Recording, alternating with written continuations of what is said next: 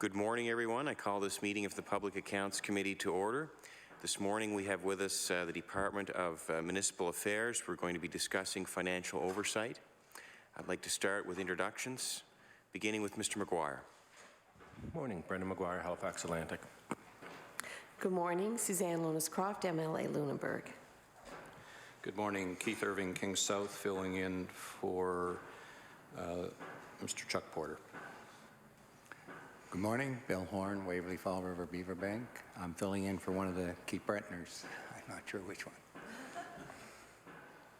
Ian Rankin, Timberley Prospect. Good morning, welcome. My name is Tim Houston. I'm the MLA for Pictou East. Good morning, welcome back. Dave Wilson, MLA for Sackville Copperfoot. I'm Alan McMaster, MLA from Inverness, your chair. We have Mr. Spicer with us from the Public Accounts, the Auditor General's office. Terry Spicer, Deputy Auditor General. And we'll start with introductions of our guests, beginning with Mr. Willis. Paul Wills, Chief Executive Officer and Treasurer of the Nova Scotia Municipal Finance Corporation. Kellyanne Dean, Deputy Minister, Municipal Affairs. Catherine Cox-Brown, the Director of Municipal Finance and Operating Grants. Thank you, and a reminder for everyone to ensure their phones are on silent. Ms. Dean, you have the floor for some opening remarks. Thank you, Mr. Chair. Thank you for inviting us to talk about municipal financial oversight in Nova Scotia. I'm pleased to be here today with Kathy and Paul to answer your questions. I'd like to note that Paul's a designated accountant who worked at the municipal level and as a municipal advisor with municipal affairs before coming to the Municipal Finance Corporation. And Kathy is a designated accountant with experience in the Auditor General's office and other aspects of government. They bring valuable expertise and insight to our team. Mr. Chair, I'd like to start by explaining the context for our department's work with municipalities with an overview of the sections involved in financial matters. Our mandate at Municipal Affairs is to promote responsible local governance that supports healthy, vibrant, and safe communities. It is generally not to intervene, but rather to provide advice, support, and guidance to municipalities as they strive to operate efficiently and effectively. Our Municipal Planning and Advisory Services section includes Kathy's group, Municipal Finance and Operating Grants. They manage operating grants such as equalization and grants in lieu of property tax, as well as our community transit programs. They also review municipal financial information to ensure municipalities are meeting reporting requirements. They analyze the financial health of municipalities and offer recommendations for improvements. Kathy's team works closely with our municipal advisors who are in regular contact with municipalities across the province. The advisors answer questions, provide guidance and advice, and encourage municipalities to act on the recommendations provided by Kathy and her team. Municipalities are governed by the Municipal Government Act, or the MGA, and the HRM Charter.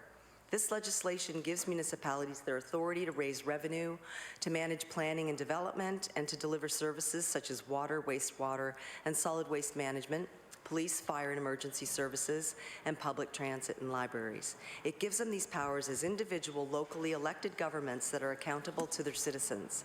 That gives them a fair degree of independence, and we respect that. All municipalities are accountable to the province within this legal framework. The MGA requires that municipalities submit their audited financial statements by September 30th each year. Reporting is outlined in our Financial Reporting and Accounting Manual, or FRAM, which municipalities must follow. They're required to provide financial information return, a statement of expenses, or a statement of estimates, capital investment plan, annual expenditure reports, and financial statements. The department uses this information from these documents to populate what we call the Financial Condition Index, or FCI, which the department and individual municipalities use to monitor trends in their financial health. This information is available online and updated annually. Municipalities use the FCI to better understand their own financial position.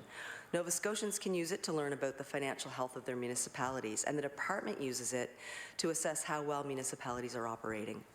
The department's analysis through the FCI helps identify strengths and areas for improvement. We monitor the financial indicators and follow up with municipalities to provide guidance and advice. The FCI is also one of the tools our advisors use to evaluate municipalities' ability to borrow from the Municipal Finance Corporation.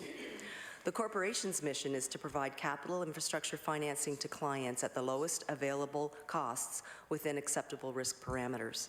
They also provide financial management advice and assistance. Ultimately, our staff are working with municipal officials to better manage the long-term financial health of municipalities.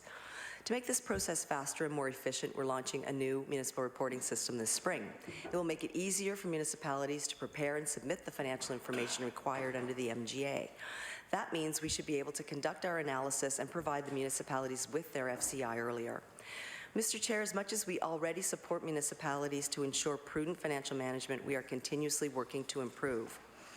We've completed all of the Auditor General's recommendations from the 2015 report, including strengthening our internal controls and processes and doing some restructuring in the financial oversight section of the department to better support municipalities. We also work through a collaborative approach with our municipal partners, the province's 50 municipalities, and the organizations that represent them, like the Union of Nova Scotia Municipalities and the Association of Municipal Administrators. For example, we're working closely with these partners to make adjustments as necessary to the legal framework, such as the MGA and HRM charter reviews that are currently underway. And we're working together to standardize a municipal expense practice and require that expenses be posted online. We also signed a partnership framework in December to focus our collective efforts on 9 joint priorities. I want to stress that our partnership approach reflects the fact that municipalities are individual, locally, democratically elected governments that are very much accountable to their citizens for the decisions they make and the actions they take. That is why our partnership approach is vital to the success of our municipalities. We are in regular contact with all our municipalities, providing guidance and advice on financial and other matters, and continuing to do our best to help them be strong and sustainable over the long term. Thank you. Thank you, Ms. Dean. Mr. Houston of the PC Caucus, you have 20 minutes. Thank you, Mr. Chair. Thank you for the opening comments. I do want to talk about the Richmond situation. We know that because of the, I use the word scandal, I guess, expense scandals in Richmond County, the Office of the Ombudsman prepared a report to investigate what was happening down there. And the Ombudsman found not only was the municipality at fault, but also that the department and the department's lack of oversight and enforcement of policies somehow made them a bit culpable as well. In fact, the Ombudsman, the report specifically stated that an emerging concern relates to the level of ongoing scrutiny and oversight required at the municipal level and the extent to which municipalities can be their own fiscal watchdogs. So the Ombudsman was concerned about that, and I'd just like to start off with asking, do you agree with the Ombudsman's concern on the municipalities' ability to be their own financial watchdog? What I would say is that the department has a role to play in providing advice and support to municipalities, as I outlined, and we fulfilled that role with respect to Richmond. When we became aware that there were issues, we offered support, advice. We encouraged the municipality to review their financial situation. So we were involved to the extent that we needed to be under the legislation. And again, these are democratically elected municipal units that are accountable to the citizens. We are there to advise, we're there to provide the support that we can, and our staff did that. They actively engaged with council. They actively provided advice and recommendations around what Richmond could do. And when we received the Ombudsman's report, we took those recommendations seriously, as well as the forensic audit report recommendations. And we looked at those to see how we could improve, because there's always opportunities for improvement. And one of the outcomes of that of those recommendations was the formation of the Joint Municipal Accountability and Transparency Committee, which is a joint effort between Municipal Affairs, the Association of Municipal Administrators, as well as the UNSM, the Union of Nova Scotia Municipalities. So the work there is helping us to strengthen accountability and transparency, as I think has been indicated by the Minister. When did the department become aware of issues in Richmond? We became aware of issues with Richmond in concert with our work with them around their financial statements. And also, when we received the management letter, became aware that there were issues identified there that Richmond needed to take a closer look at. What was the date of the management letter? I don't have a copy of the management letter with me. I'll have to get back to you on that. The management letter was dated July 2015. And the first time that the department made any recommendations that I'm aware of was March 2016. So there's a big gap in time there, and I understand from the Ombudsman's report that councillors, people from Richmond, were reaching out to the department, and they weren't getting much feedback. And you did say in your opening comments that it's not viewed as the role of the department to intervene. I take a bit of issue with that. I mean, you characterized the department's role as to advise, support, and provide guidance. I think just this week we have 3 municipalities that are kind of, they have more flags than what they would want to on their financial situation.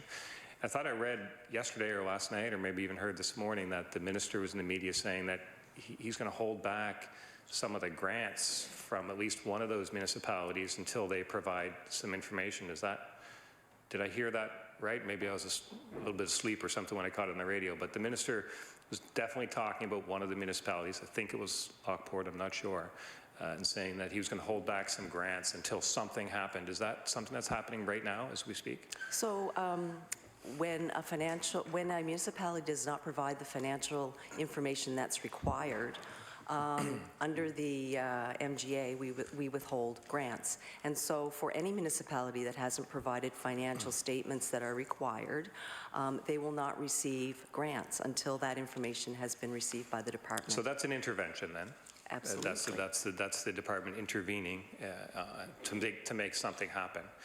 In the case of Richmond, where you had people coming to the department worried about improprieties and stuff like that, the department didn't intervene, and if I believe what I read in the Ombudsman report, didn't support or guide or anything. Kind of the department kind of said, "We're not the police. You guys deal with it. You're accountable to your own electorate down there." Is that kind of how? Is that a fair summary? Is it in your mind, in your recollection, did people from Richmond come to the department looking for help, raising concerns, and the department say, deal with it, for at least a period between July 2015 and March 2016? So first I'll say I wasn't with the department at that time, but what I know of the situation through discussions with my staff is that they were involved with people in Richmond. They were speaking with members. They were encouraging appropriate action, and that action was eventually taken. So they did continue to provide advice to Richmond. And as a result, there was, as you identified, an ombudsman's investigation, but Richmond also did do a forensic audit. So the department was encouraging them to do that. It did take them some time to come to that conclusion, and we had offered assistance between the time that the management letter became available and the ombudsman report came out. And at one point, they were not prepared to accept assistance that we were offering to them to do further assessment of their financial position. At which point was that, and what assistance was offered? Do you know the dates on what assistance was offered and when it was offered? So in February of 2016, we offered to engage a consultant for Richmond County to help them with their financial situation, and they weren't prepared to do that at the time. However, in late March, Council voted to do a forensic audit. So at that point, because that was underway and the Ombudsman's report was underway, we wanted to see what those reports would conclude and what their recommendations would be before taking any further action. But that's in February, though. The management letter is dated July. In my experience, there would have been discussion about the management letter. There would have been, people would have been talking about that building up to it. Probably June, maybe even May. I'm not sure it would take a while to finalize the management letter. So the point is that this was going on for a long time. And people in Richmond, the citizens of Richmond would have had I'm sure would have been alarmed to know that this was happening, but nobody really probably knew this was happening. So now the department made an offer in February of a consultant, I've just understood there now, and then in March the forensic actually happened. But what about all through the summer of 2015 and the fall of 2015 and the early winter of 2015? What was happening at the department? So does the department get I guess I'd ask, does the department get many calls for help in the run of a year from municipalities saying, we think we have a problem here with some issues that, and the ones in Richmond, by the way, now the RCMP is investigating some of them, pretty serious stuff. Does the department get many calls in the run of a year from municipalities saying, oh my, we might have a problem here, can you help us? Would you get many calls in the run of a year? Well, I don't have any numbers on the amount of calls we would get. But I what suspect that would- would be a very small number, though, and I suspect that if a municipality is calling the Department of Municipal Affairs saying, we think we have a serious problem here, I would hope that you would know about that. Well, if we received a call like that, we would follow up with the municipality. And Okay, so how many indeed- of those calls would you get in the run of a year, would you guess? Well, I don't have an exact number of the calls that I would But get it would be in a one number or of two, years. would it not? Would it be more than 5? I If it's don't more have a than 5, number, I'd be pretty Mr. concerned. Houston, and I'll have to get back to you on that. But one of the points I will raise is that when the management letter became available to us, we don't receive the statements until September, so we wouldn't receive that until September. So in mid-September, we met with the auditors to discuss that management letter, that internal control letter, to determine what could be done about that. So, I mean, we're into the fall before we're receiving the actual financial statements, but which does not mean that we hadn't had conversations throughout that period with Richmond or Okay, with the auditors. if I may, the July management letter, did you receive that in July, or did you No, receive September. that? The letter itself, you received it in September. And would you say that that was an odd letter to receive, or was that kind of a normal, like, did this set off any alarm bells, this particular letter? Well, I think whenever you receive a management letter that indicates that there are issues, you want to understand it and get to the bottom of it, which is what we tried to do. Right, all hands on deck, right? I do want to go back to, I am curious, is it, if you don't have a number today, that's fine, I'll accept you don't have a number, but is it your opinion that you receive very few calls in the run of a year of things from municipalities, or very, very many from things that would broach this level? Because I would assume the deputy minister would hear about a call like that. That wouldn't get stuck in the bureaucracy anywhere. If a municipality is sticking up their hand saying, we think we have an issue here, that would probably make it to your desk, would it not? If there are severe issues, I would be made aware of them. And, you know, one of the points that I'd like to make is that our municipal advisors are in constant contact with municipalities. And so if there are areas that they require assistance with, they're providing assistance on an ongoing basis. But to your point, if there's something significant, I would expect I would hear about it. Okay. And how many severe issues, significant issues, have you heard about in your tenure as the Deputy Minister of Municipal Affairs? Well, it's difficult for me to, I don't really have an exact number. There's a variety of things that would arise. A few, I would say. A few? Okay. A few. Okay. Like, And it's perhaps really... we should characterize them. So are we talking about issues like Richmond County? Are we talking about issues where there's an ombudsman's report?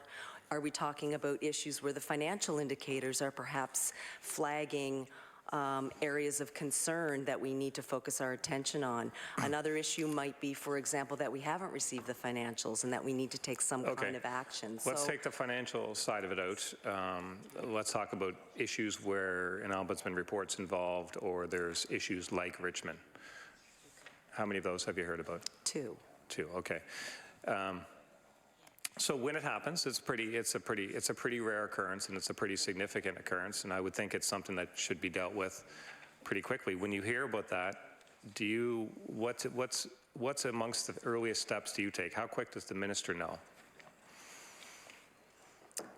Well, I would be briefing the minister on a regular basis if there are issues that arise. So I would, if I'm doing my job, I'm briefing him as I'm learning of these things.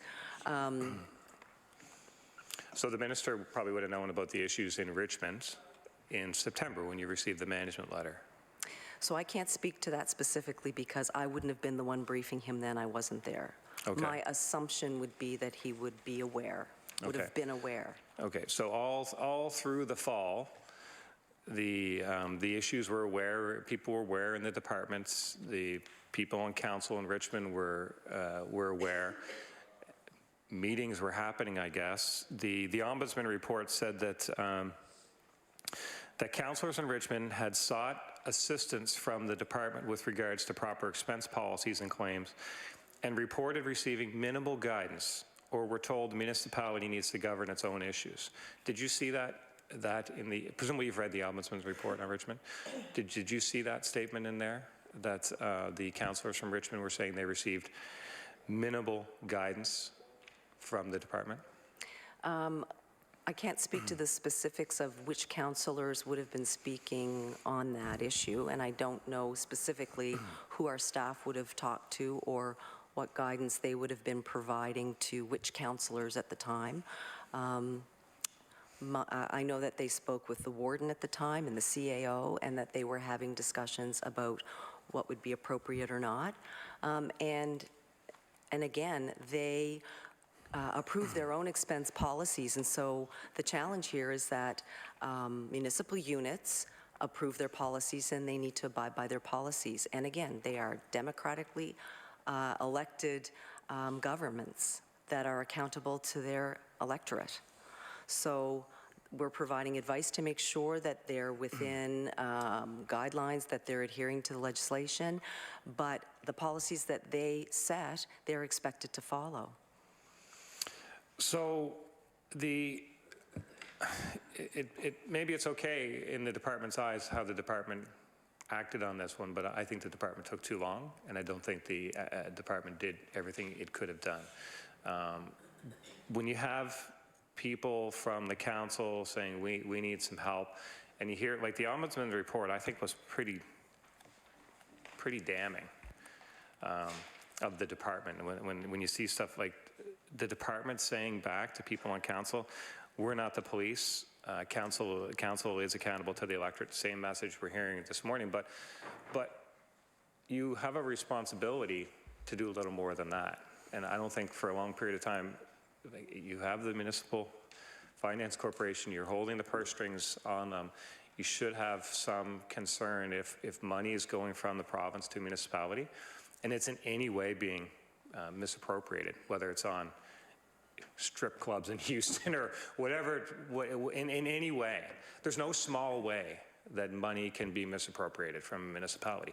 So when people are standing on their desks, waving their hands, saying, over here, we need some help, I don't think it's good enough to say, well, that's, the electorate can deal with that on election day at some point in the future, which is what you're saying when you're saying that they're only accountable to the electorate. So I believe that the time between a July management letter, which possibly was received in September, you weren't there, I wasn't there, I would be pretty disappointed if that letter didn't make its way to the department for 2 months.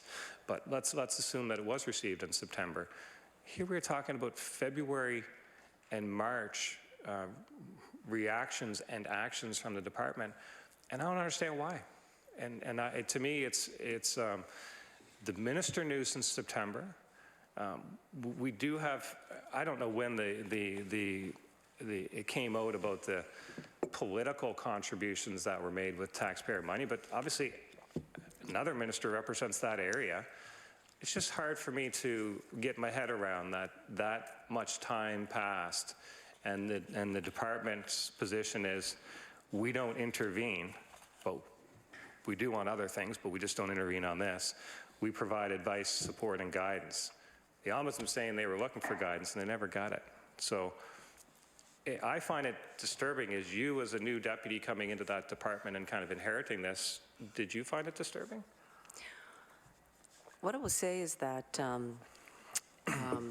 it's important that the public has confidence in their elected officials and in governments. And I think the recommendations that were made from the Ombudsman's report and the recommendations in the forensic audit, we take those very seriously, and our opportunity now is to act on those and to deliver on those recommendations and to move forward. And that's exactly what we're doing. So the outcome of this, in my mind, is also an opportunity for improvement. So there are always opportunities to do things better, I would say.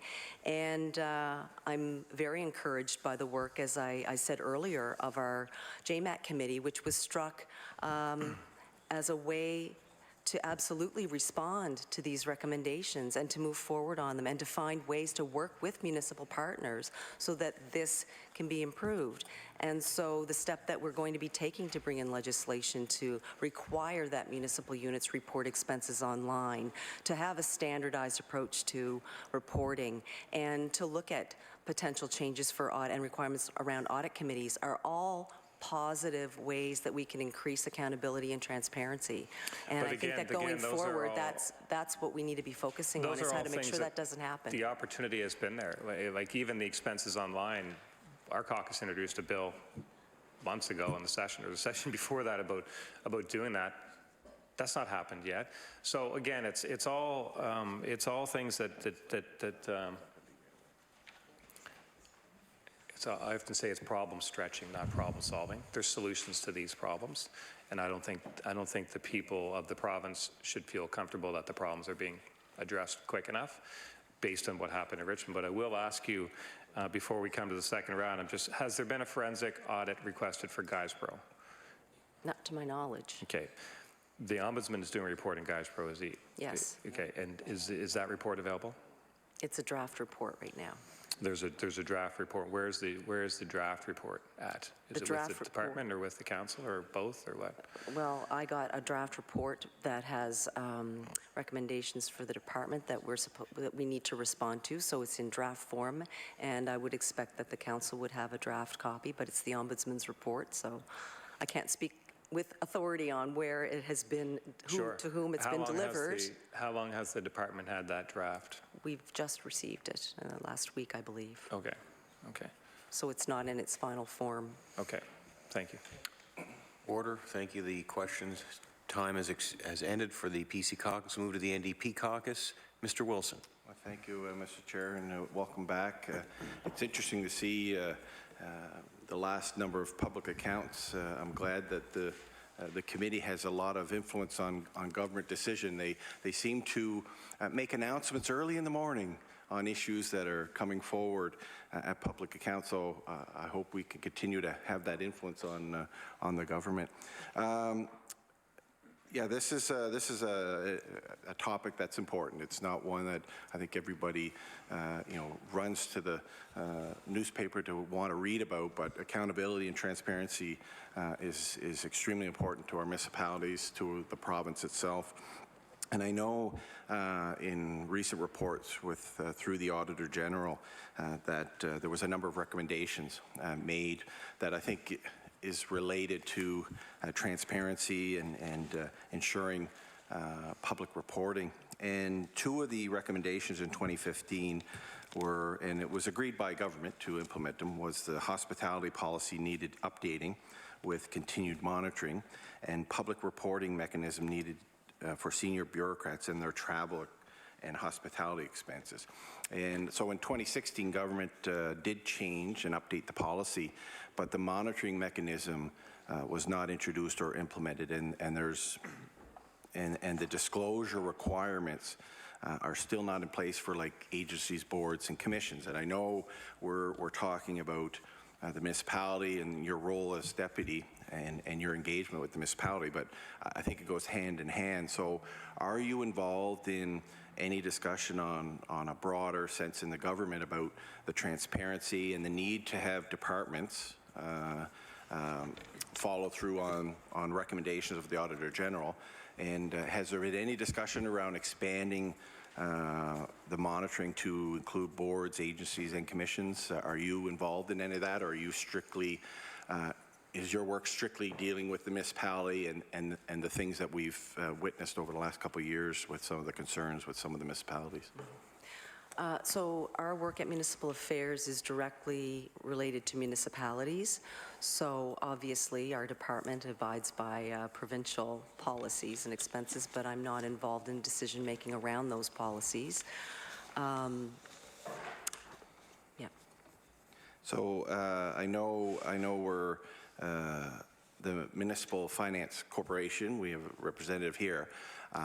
Do they fall under the policy that your department have around reporting of expenses to ensure that there's transparency there? And yes, absolutely. okay. Did you have anything to add to that? Sorry. Mr. Willis?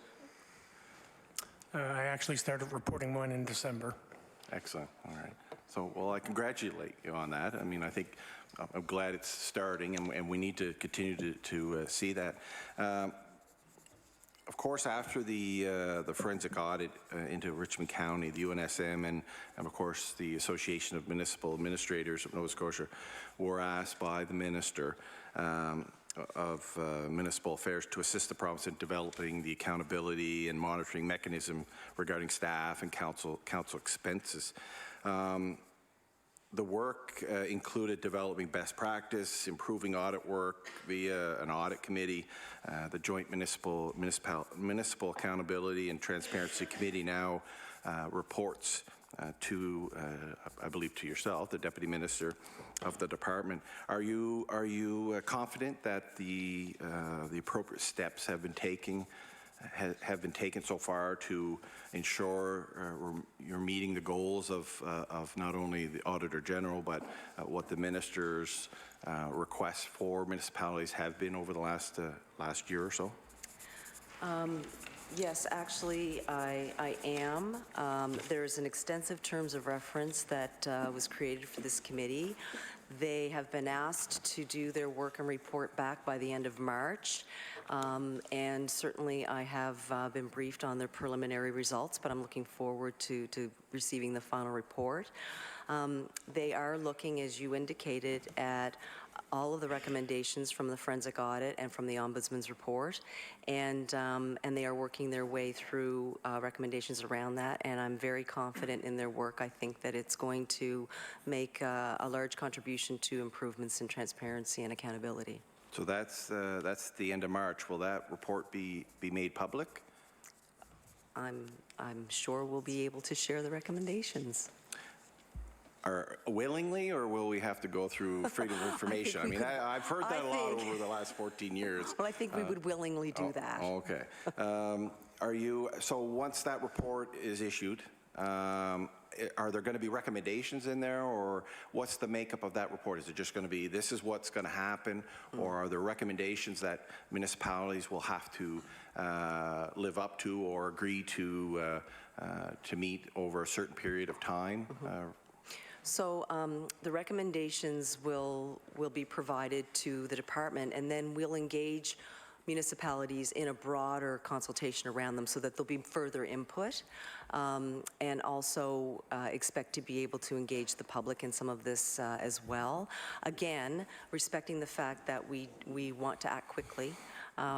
We would want to ensure that we engage in a very efficient manner, but it'll provide an opportunity for municipalities to have some input into the recommendations of the committee, and for us to then determine, for example, whether they need to be implemented through legislation, regulation, or how we would be able to enact the recommendations. So would they not have that ability now if the makeup of this committee includes members from municipalities?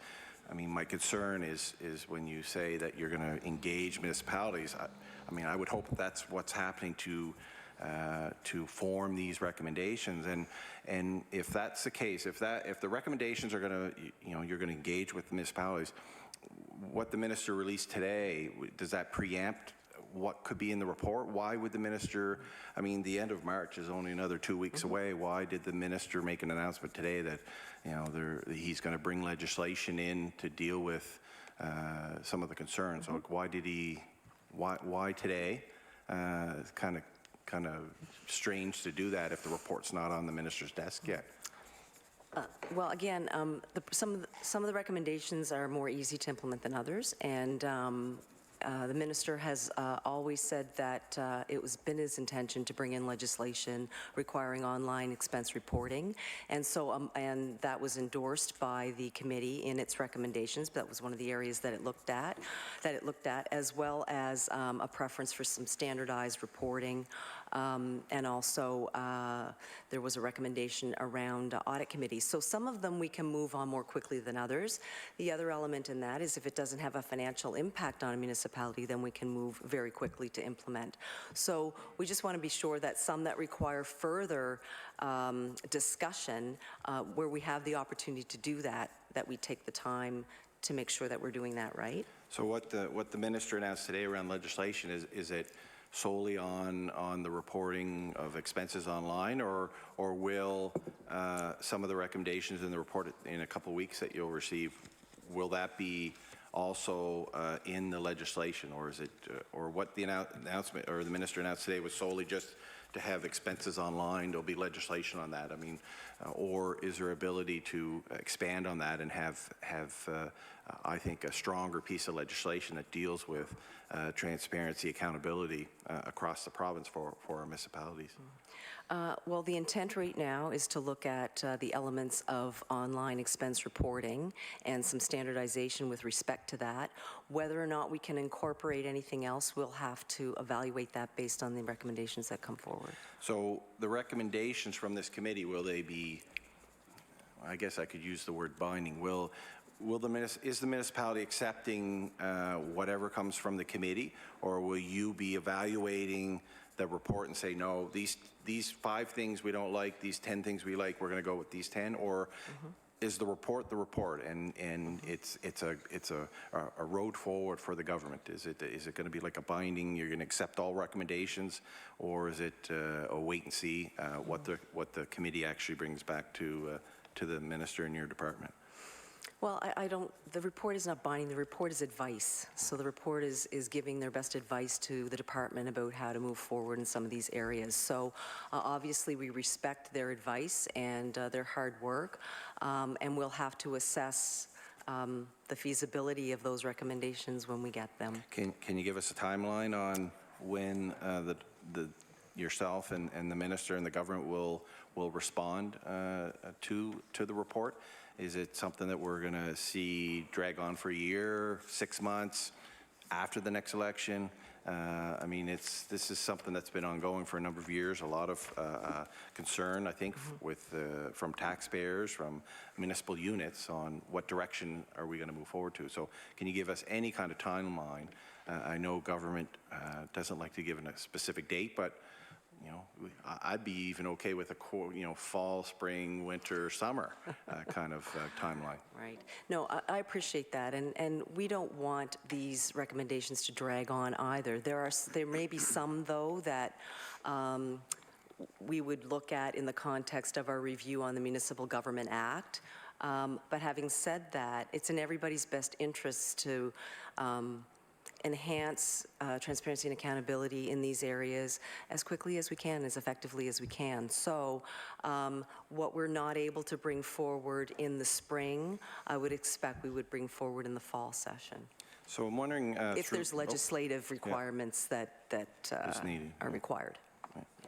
I mean, I wouldn't think you need legislation to, have municipalities post their expenses. I mean, to me, that's just the government. I mean, they could just say, do it. I mean, it's a policy of the provincial government. So I think there's other opportunities to really enshrine, specific policies into legislation other than just reporting of expenses. So what kind of, the fiscal oversight, how does the current fiscal oversight measures for Nova Scotia municipalities feed into the province's decision-making on the municipal file? So through this process, you're engaging with municipalities. We know from members of the House, from MLAs, that especially rural municipalities are struggling, especially with the decline in population a lot of the times in rural municipalities. How has that helped the Department of Municipal Affairs gain a greater understanding of some of the financial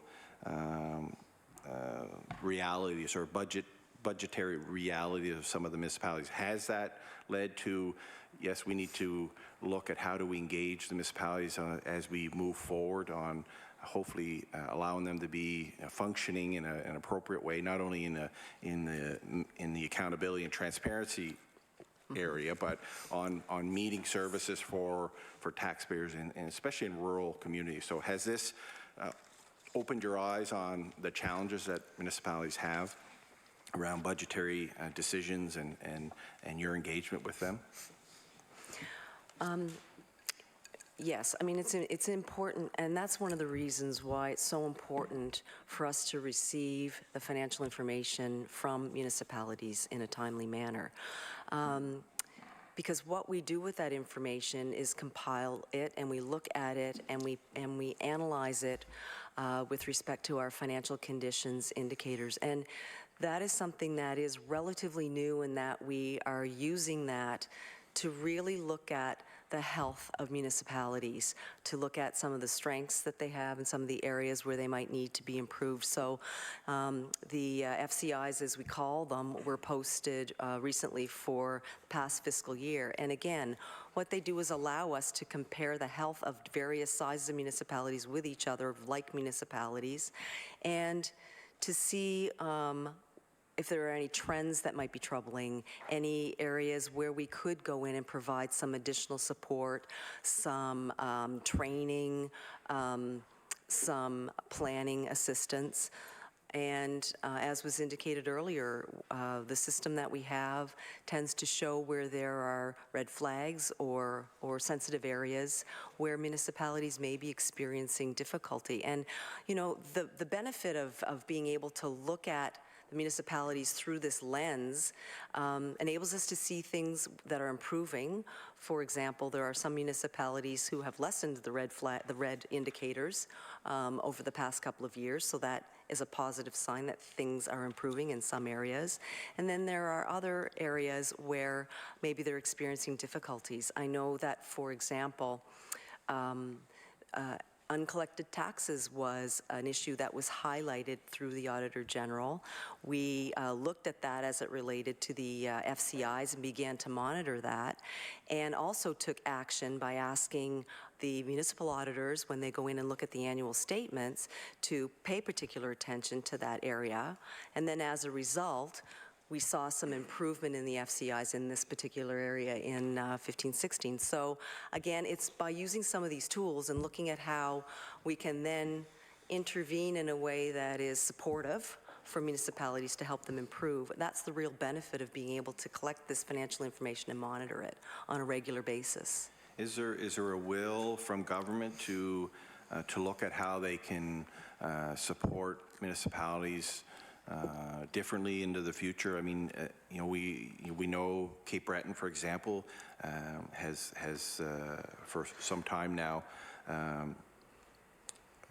has indicated that they feel there's an imbalance between Cape Breton and the rest of the province around municipal funding. And so is there a will from the department, from the government, to try to support and change the way as we go forward to support municipalities? Because I think you know, many of them are struggling, and you know, of course, the end concern is, of course, the dreaded amalgamation discussion. And I know we've questioned the minister on this in the past, and maybe I'll ask it again. Is there any current discussion around amalgamations of municipalities around the province being forced on them through the provincial government? You know, we're not in a position to force amalgamation on municipalities. We do believe it's best when they come together voluntarily, either through dissolution or amalgamation, so that they can create a healthy, sustainable community. Having said that, you know, there are benefits to amalgamation for some communities that decide to come together. It may not always be the only solution for a municipality that is experiencing difficulty. For example, there are sometimes options for municipalities to look at offering shared services, so to come together to offer shared services to multiple residents in multiple municipalities rather than just one municipality. So that's another innovative, creative way that they can also try to address any financial challenges.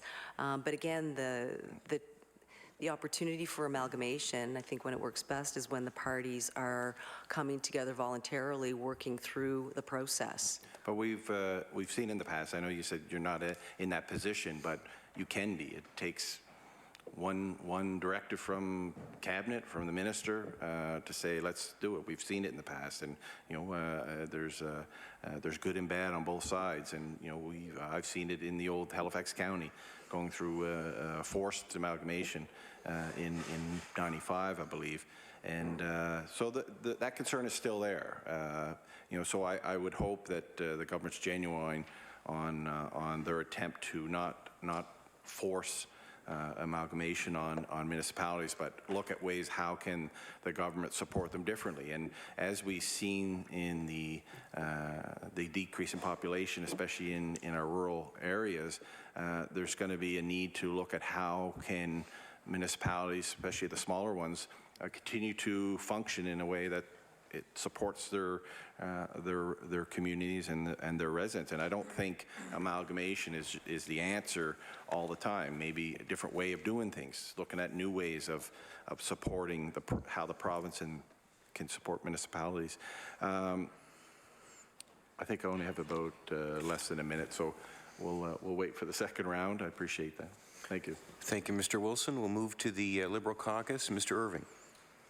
Thank you, Mr. Chair.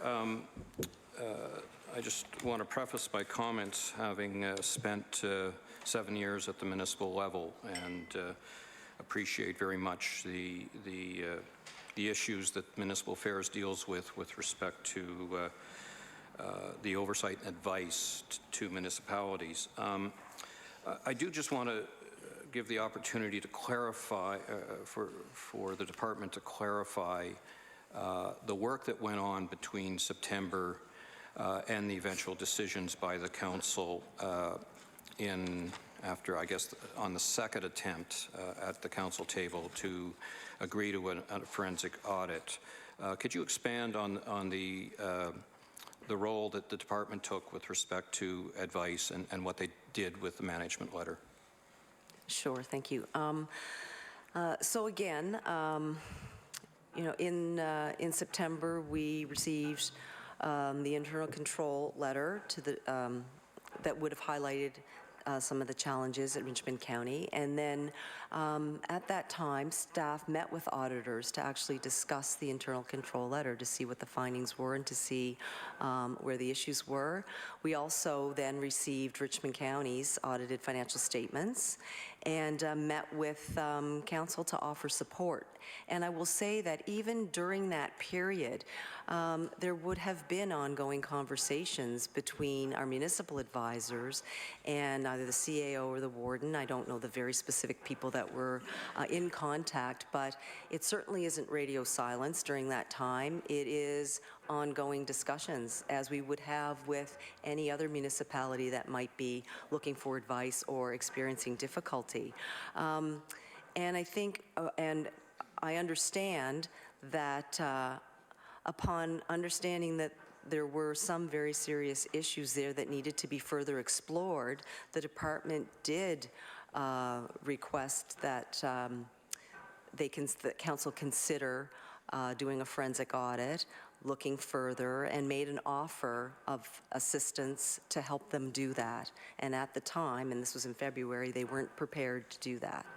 So then, as you would know, the Ombudsman began its investigation, and Richmond did vote to conduct a forensic audit in late March. Yes, thank you. So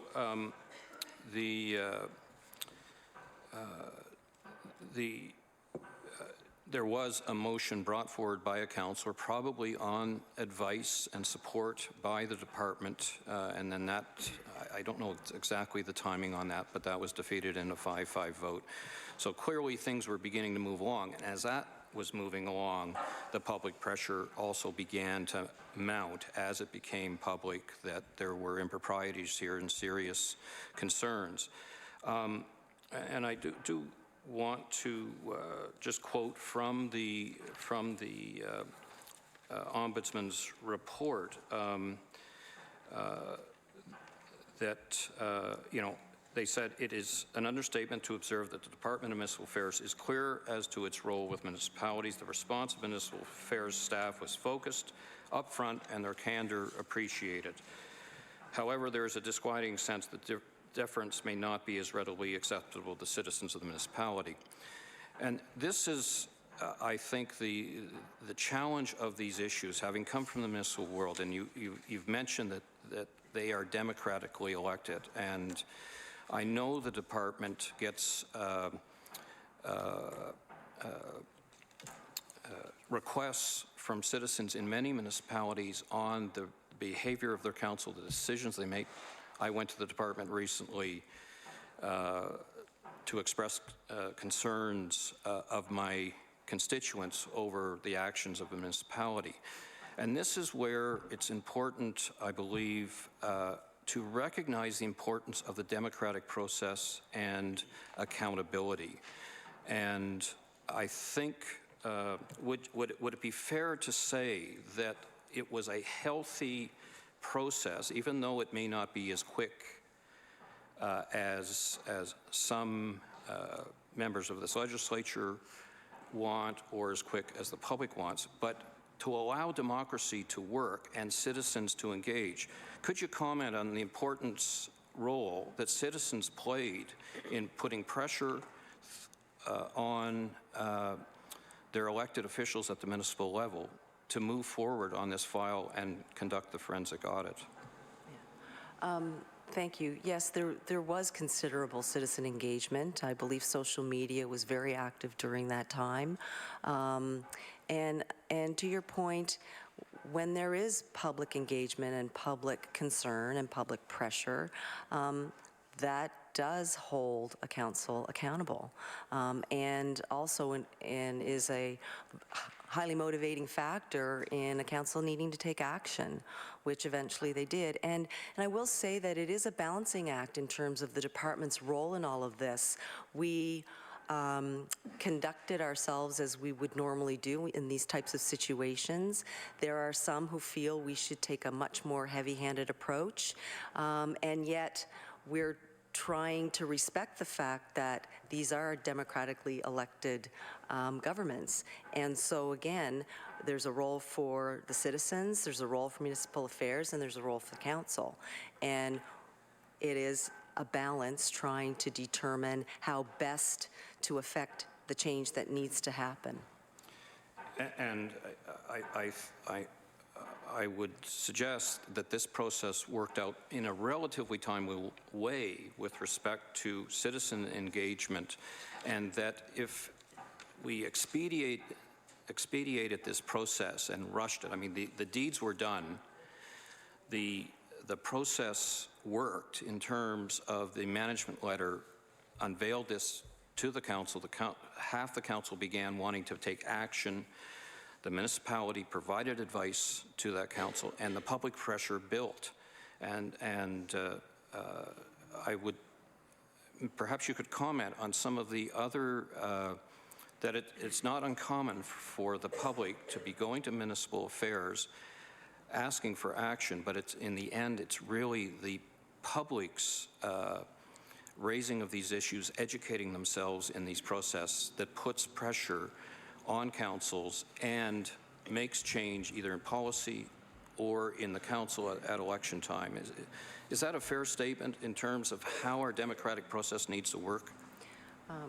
I would agree with you. I think that is a fair statement, and I think you can see the results of citizen action in the post-election results. So there was incredible turnover during the recent election cycle. There were changes in Richmond, but there were changes in other municipalities as well, and citizens were very much engaged and part of that change. Thank you. So I now want to move on now to the Financial Conditions Index. I was involved at the municipal level in Wolfville. Where we did a fiscal sustainability task force report that was very similar, I think, to what the financial conditions index are.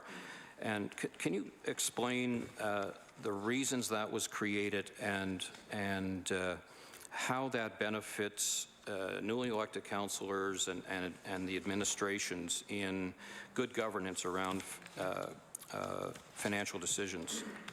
Certainly, I'll give a bit of an introduction to that, and then I will let Kathy talk a little bit more about it because she is the guru on the numbers on this one.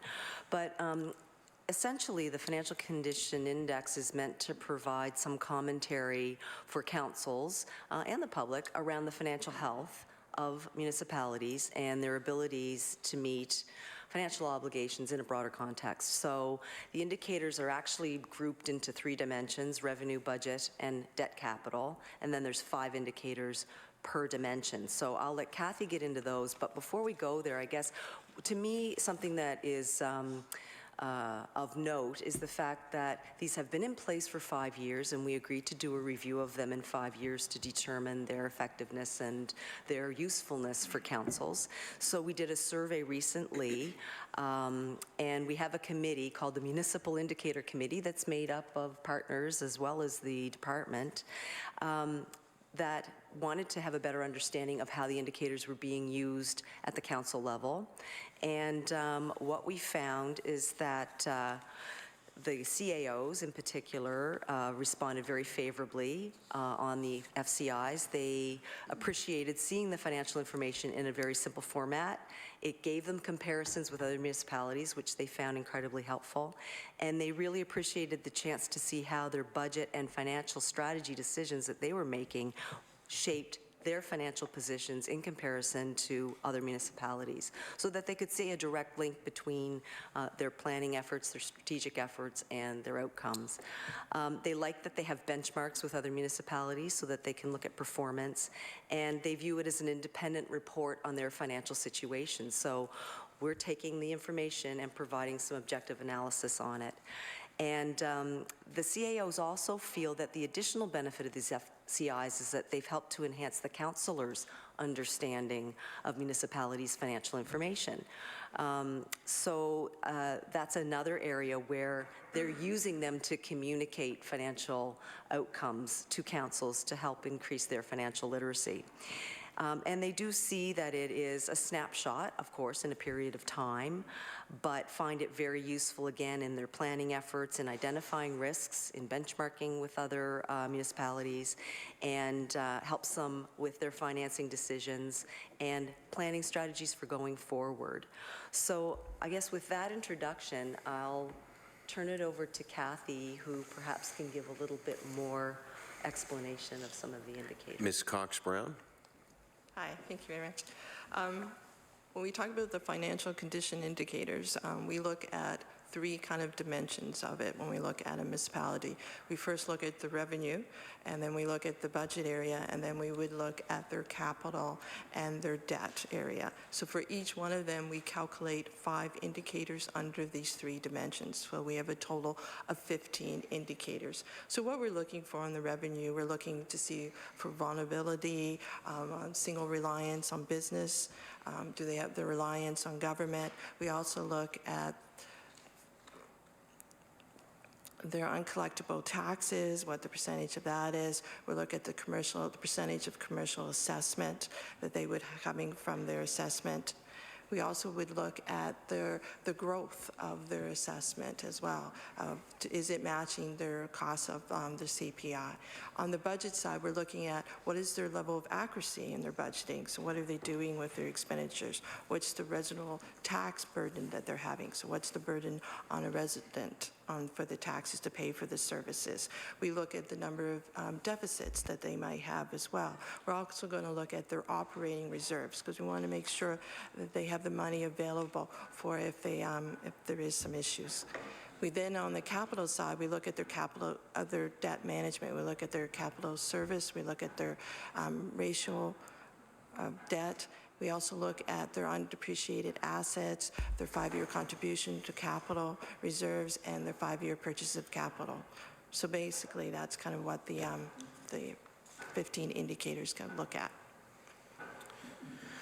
Thank you. I'd like to ask whether these tools are being used beyond the council chamber with respect to councillors' understanding of their financial positions, and are some councils using this to communicate the difficult decisions they make with respect to finances to the public? I say that, in the context of my door-to-door campaign in 2008, where all the citizens told me, please pave our roads and lower our taxes. And there seemed to be a disconnect there, and it seems it's tools like this that perhaps can better educate the public in sort of the realities of fiscal management of municipalities and particularly the long-term infrastructure costs. So have these gotten out into the public and become more a tool there in terms of education? Ms. Dean? So yes, they are posted online. Some of the CAOs indicated to us that they have actually used them to help them in external communication. Right. Again, they do need interpretation. If you just were to go online and look at them, it might appear daunting. All the information is up there at once. But yes, with some interpretation, the CAOs do use them to help communicate publicly. And again, their value is in the trending as well. So if there are specific issues that municipalities experiencing, reference to that analysis can be helpful. This has been in place for a few years now, I believe. Have you seen the impact of this as a tool for municipalities? Has it changed decisions? Can you comment on that? I'm going to ask Kathy Cox-Brown to comment on that. Ms. Cox-Brown? Yes, we can see when we spoke to the CAAs and also to the municipal finance officer, we find they are using this information, so it is having an impact. They're using it for their long-term projection analysis, so it's having an impact even in the future. They're using it for risk identification and management, so it's helping them to identify and where they can improve their practices in that. They use it for capital planning decisions. So what we're seeing is this information is providing a really nice tool for them to identify some risks, to look where they can make some improvements, and also look at not just the current situation, but project some of the information in the future as well. And do we have a sense of how municipalities are doing in general with this tool? Are municipalities improving their financial state? There are struggles out there. I believe one of my colleagues alluded to the challenges, particularly in rural municipalities with declining population and economic activity. Do we have a sense that municipalities are doing a better job at getting on top of their financial challenges as a result of this? I'm going to ask Kathy to respond to that and perhaps speak on some of the overall trends that we've noticed as a result of the analysis this year. And the other key use of these that I do want to mention as well is this data is also used as we evaluate the long-term borrowing needs of municipalities. So we're looking at their overall financial health in accordance with their applications for long-term borrowing that would go to the Municipal Finance Corporation. So it's a tool that we're trying to incorporate in various aspects of our business because it does give us that financial picture of a municipality. So the municipal advisors meet with Kathy's team when they come in and go over them, meet with the municipalities to review the results, and again, it is a piece of information that also feeds into other areas of our business. So I just wanted to make that comment, and then I'll ask Kathy to comment on the overall trends that she's seeing. Ms. Cox-Brown? Hi. Overall, we were seeing improvements with the municipalities. They're all are different, but we are seeing overall, for example, we've had 10, used to have red indicators in the beginning in 2011 and 12. Now we're down to 3, so we are seeing improvements. We're also seeing improvements in other areas. We're seeing improvements in the tax collected, the uncollected taxes that we would see. Not only is the averages improving for some of the for the rurals and actually also for the towns, but we're also seeing less of them that are not meeting the threshold that is given. So we're seeing overall improvement in that area. We're also seeing, again, budget accuracy. Their accuracy is getting better as well. So overall, the averages are improving in that area. We're seeing improvements in the number of deficits. Operating reserves for rurals, we're seeing significant improvement, so that's building up as well. Again, and the management of debt, we've seen that consistently has been very good, and that meeting those ratios and that, so that's improvements.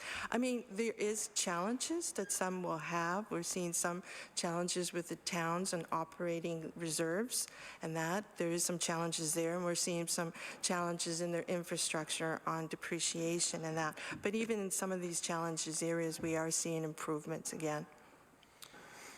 And this was developed very much in consultation with UNSM, developed out of the town's task force, which was a municipal committee. I guess there might have been some provincial folks on there.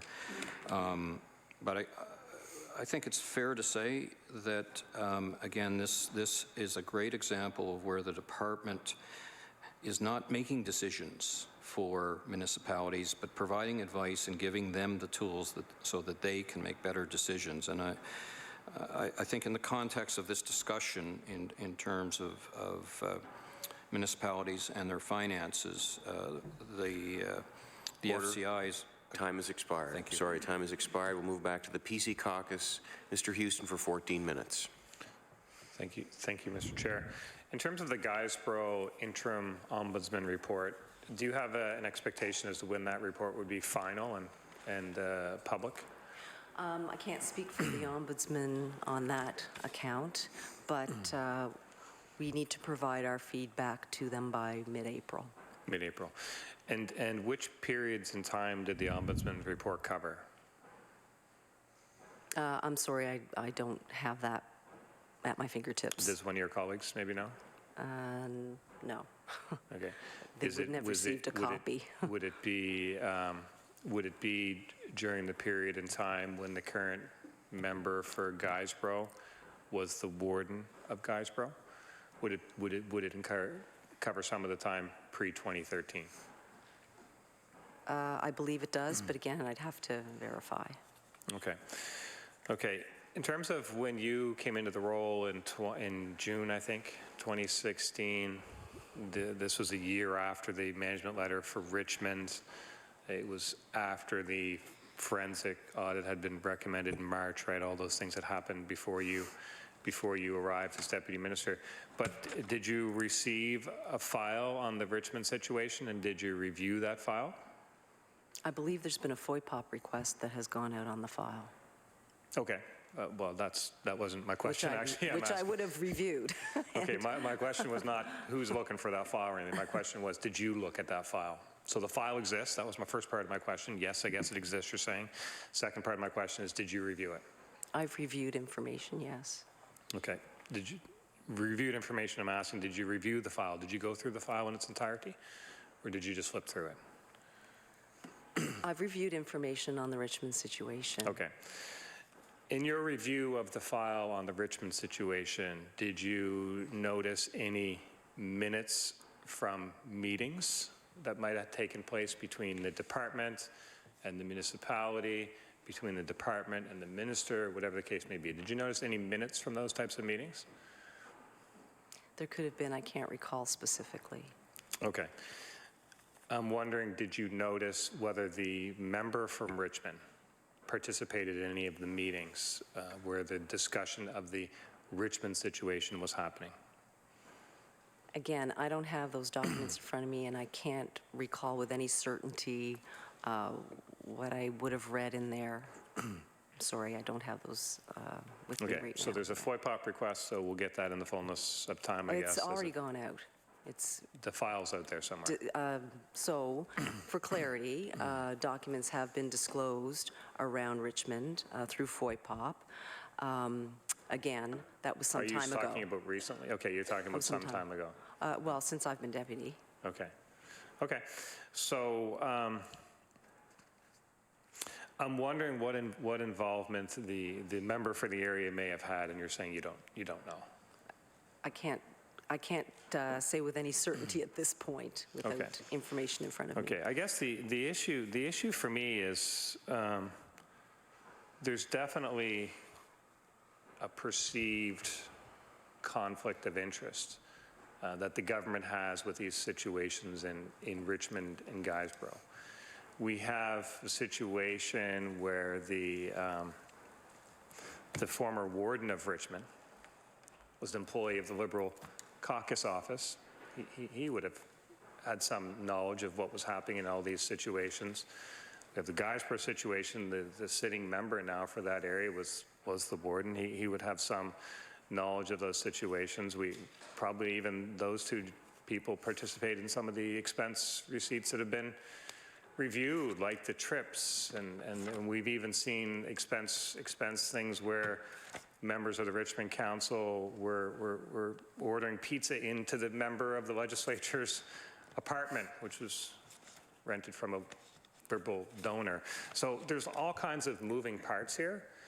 There's definitely a perceived conflict of interest, and what I'm trying to ask you as we sit here in public accounts is whether, as the new deputy minister, inheriting this and looking at the file, you were aware of these moving parts. It's a messy situation, and I'm just wondering if it struck you as messy when you came into the chair you're in now.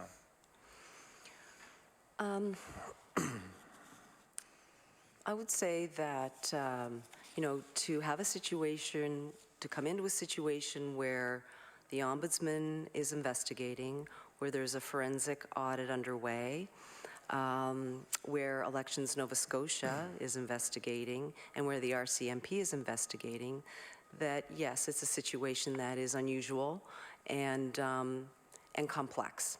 So, my role is to try to sift through that and to try to make the best recommendations we can and to try to take the most appropriate action that we can as a department based on the recommendations. And I think that's key.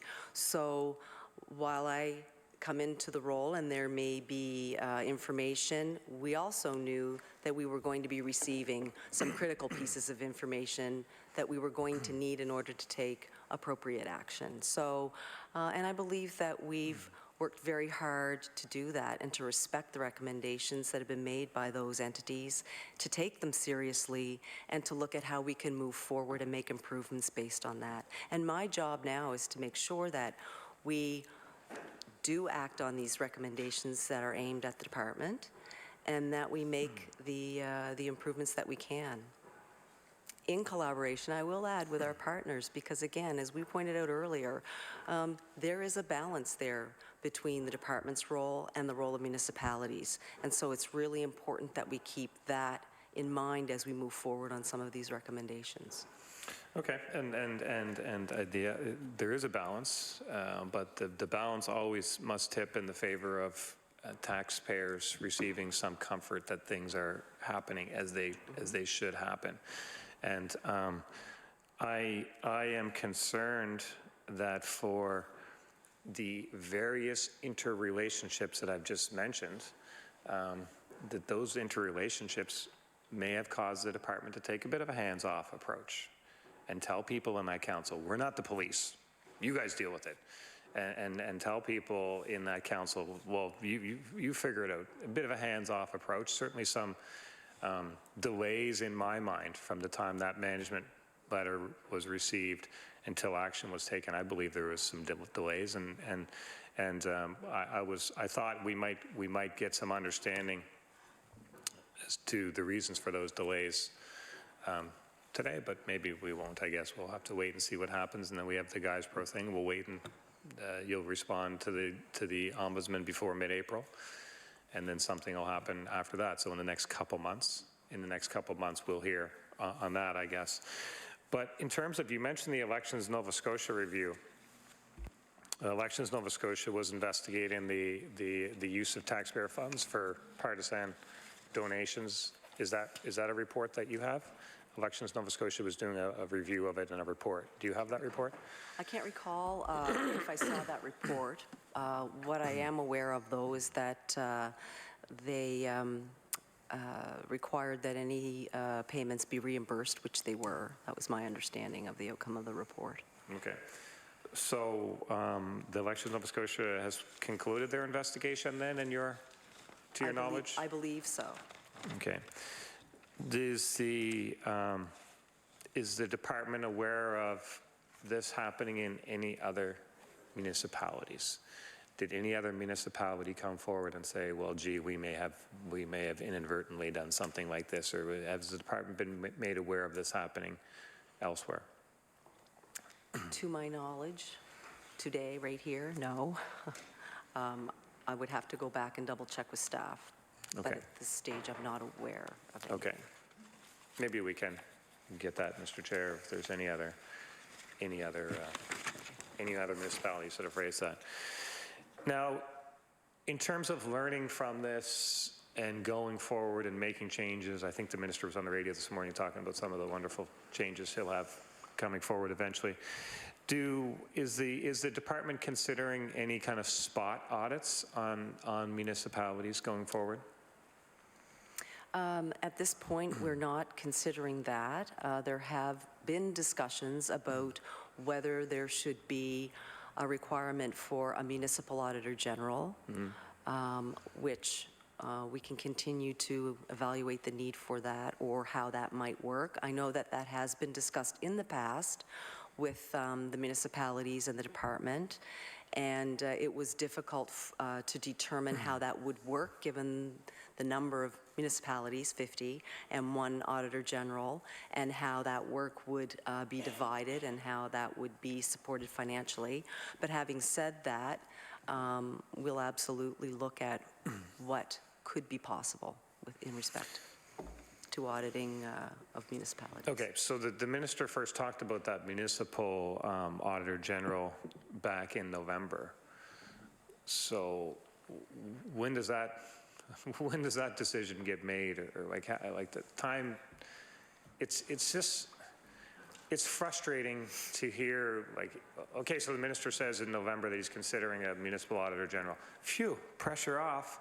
Now we don't have to do anything on that file for, here we sit here today, and now the department's still saying, not sure if we're going to do that or not. Do you have a timeline for when that decision might be made? Well, again, that was one of the aspects that was under consideration with the Joint Municipal Accountability and Transparency Committee. So we may receive further information, recommendations with respect to that from that committee. And at that point, we'll see how we need to move forward. But again, this issue has been looked at.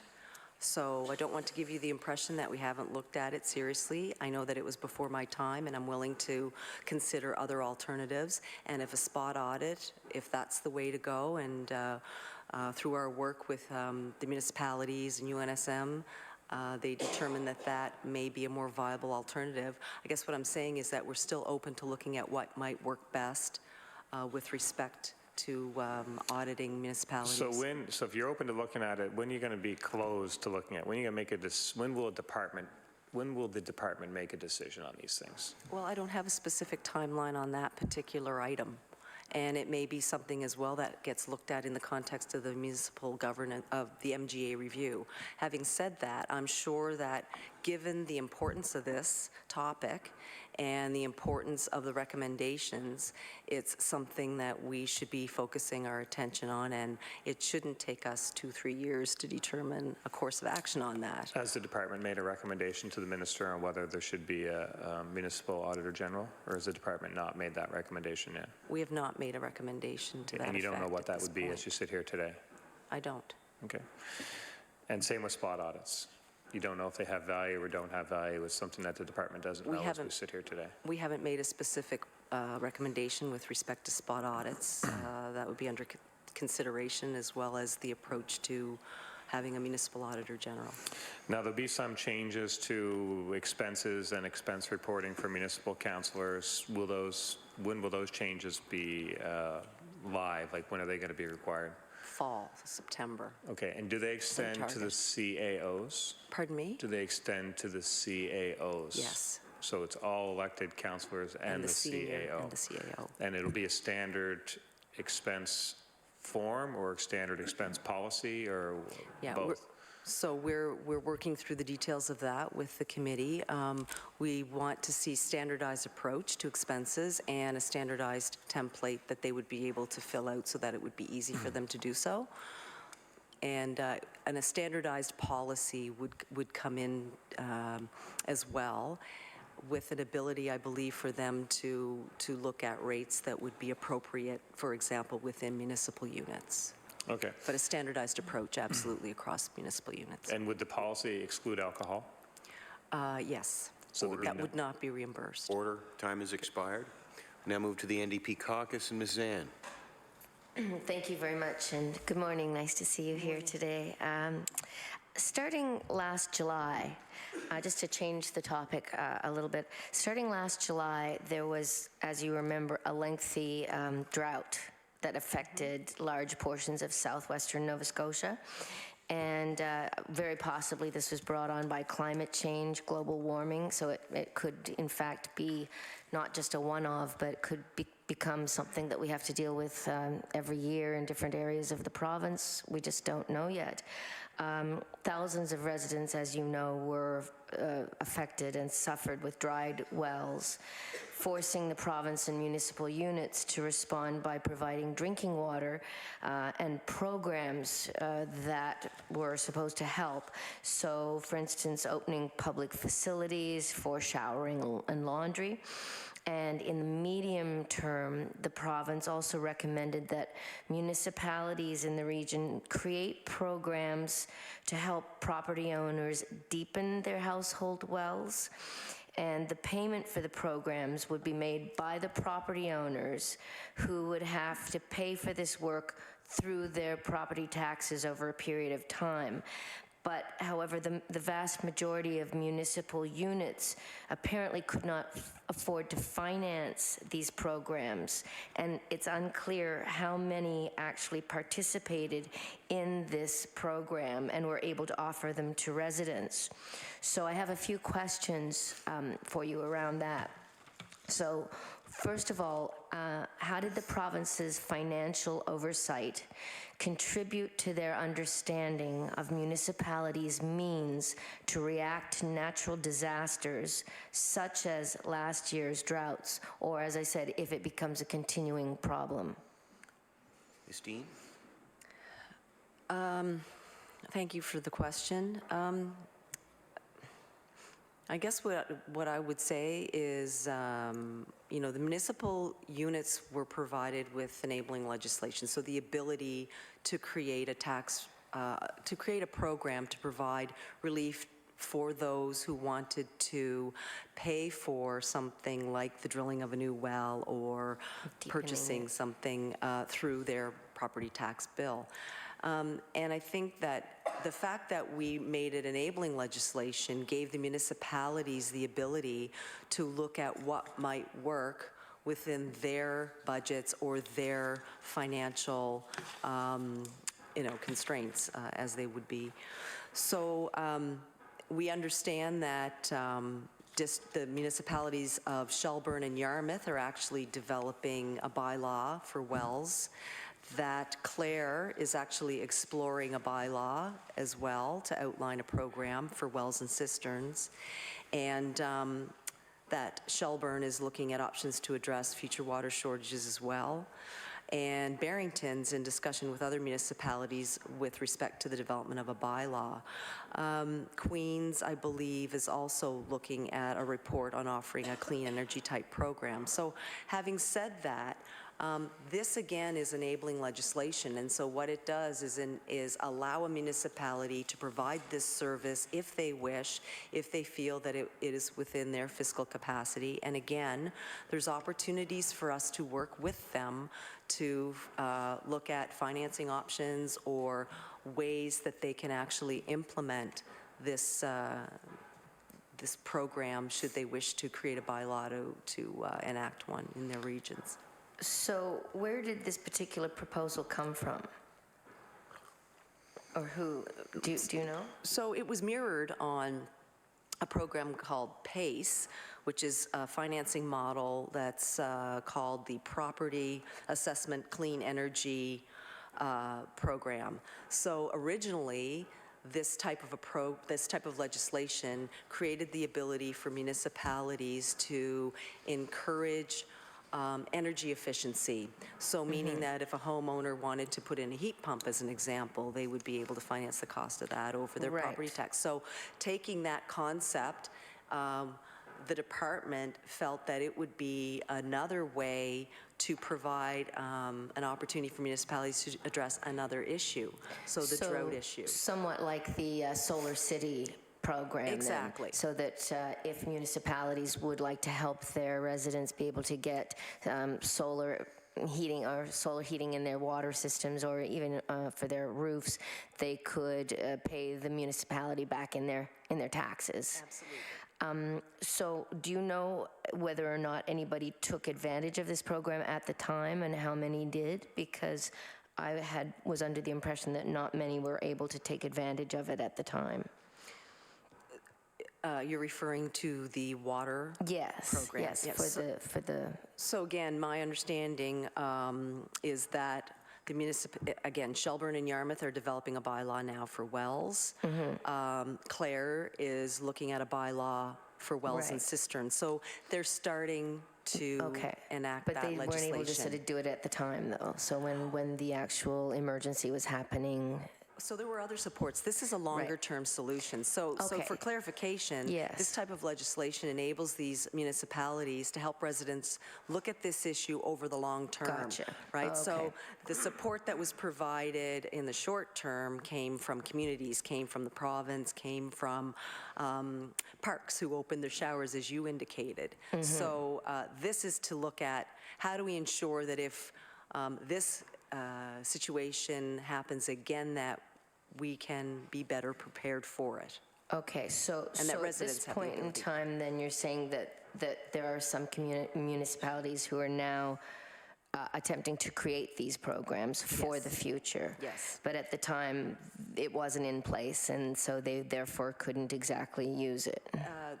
It wasn't in place, and so what the province did was pass that legislation so that they could act on this very quickly to be prepared so that hopefully we don't have another summer as we experienced last summer. Okay. But again, recognizing that the power is within the municipality to establish the program, set up the bylaw, and then, of course, residents need to also find a way to make the adjustments that they need to their properties. Yes.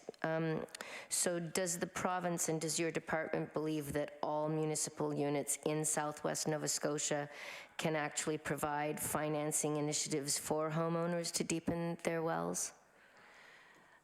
I would have to double check that, but I would believe that they can, and Paul is saying that he would like to offer some commentary on that, and I will ask him to do so. Mr. Willis? They're able to borrow through the Nova Scotia Municipal Finance Corporation, and essentially all they're doing is they're passing the debt on from what they borrow from us to the residents, so they cover the full bill, and they make the payments through their taxes to the municipality, who will make the payments to the Municipal Finance Corporation to pay off the debt over a slated number of years. My thinking is it's about 10. Okay. And are we assured that the residents themselves will be able to afford to do this? Putting on my prior hats from what I used to do, there is an assessment that, what's it called, Clean Nova Scotia? Or Clean Energy, or whatever it's called now. They actually do an assessment to determine whether or not you can afford to make the payments, because there's got to be that trade-off of what you're going to save, sort of thing. to make the payments, but somebody does an assessment on that ability of the taxpayer to pay. Okay, because as we know, the municipalities are pretty cash-strapped already, and I believe some of the owners are as well. So does the Department of Municipal Affairs assess the ability of municipal units to take on short-term urgent debt?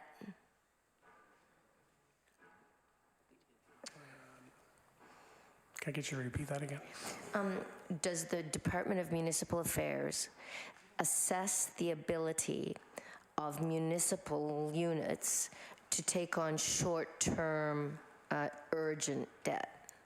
Do you want me to answer that? I can, yeah. I'm going to answer the question even though I don't work for municipal affairs anymore. Okay. Municipalities are capable of actually getting a short-term or overdraft on their operating account. That's just the motion of council that's equal to 50% of the previous year's taxes. The department doesn't actually approve that debt. What the department actually approves is the capital borrowings for long-term debt. Yeah, I was just wondering if they assess the ability of these units to be able to For the take it long-term on. debt, they do. Okay, but possibly not for the short term. Okay. And did the province consider guaranteeing these payments at all? And in the future, would the department alleviate the potential debt load that it would force municipalities and therefore their residents to take on regarding these kinds of issues? Okay, can we do that in parts? Pardon? Can you ask the question again, but in parts? I have hearing aids and I have difficulty hearing. Has the province or the department considered guaranteeing these payments instead of putting it on the residents? Have they considered guaranteeing these payments and in the future so that the department would actually alleviate the potential debt load that it would force these municipalities to take on? Ms. Dean. So that hasn't been the intent of the legislation, and that isn't how Not the until PACE now, program works either. So I guess at this point, it hasn't been our thought that we would be Discussed? guaranteeing any payments Right. for So it hasn't units. been discussed Not, then? not at this point, no. Okay. And would that be something that if municipalities are finding that their residents are unable to do and they're unable to do, would this be something that you could then take back and discuss with the minister and with the province? So I'm not entirely sure whether we would be in a position to do that. That's something that I would have to verify. Okay. Have there been any committees struck with the municipalities to discuss other options if this happens again with the droughts or any other types of climate change situations that are putting a pressure on them that they have to come up with something quickly and also in the long term? So have there been any committees struck that you know of yet between your department and with the municipalities to discuss the future of climate change type issues such as the drought like last summer?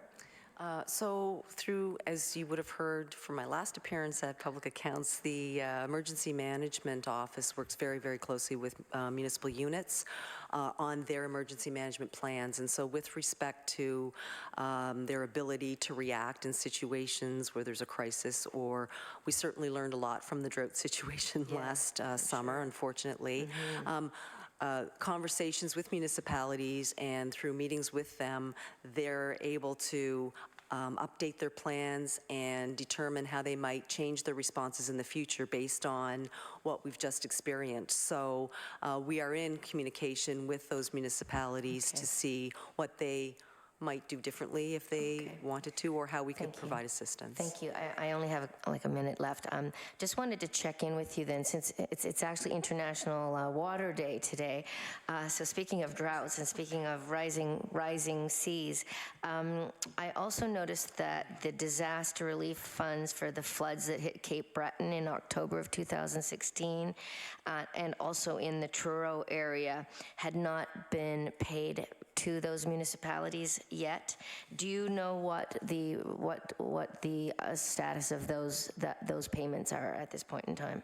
So it's not that the payments haven't been made to municipalities. Municipalities have received their payments. Okay. I think what you're referring to is the fact that we are reimbursed by the federal government, Okay. and so there's a process of there's an audit process that happens so that we can be reimbursed. So that is that often takes longer. And has the Premier actually requested the federal disaster relief funds yet? Because as of March 1st, he hadn't requested it yet.